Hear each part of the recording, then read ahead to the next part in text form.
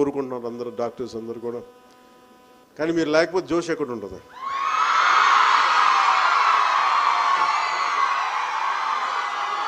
మీరు లేకపోతే మార్పు ఎక్కడ ఉంటుంది?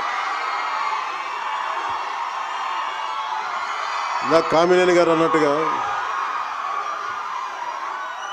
అలాగే ఆ పదాలు వదిలి అంటే నిజంగా ఎవరైనా సరే, పెద్దలు ఎవరైనా సరే, తల్లిదండ్రులు కానీ మన బిడ్డలు బాగుండాలని నెక్స్ట్ జనరేషన్ బాగుండాలని కోరుకుంటారు.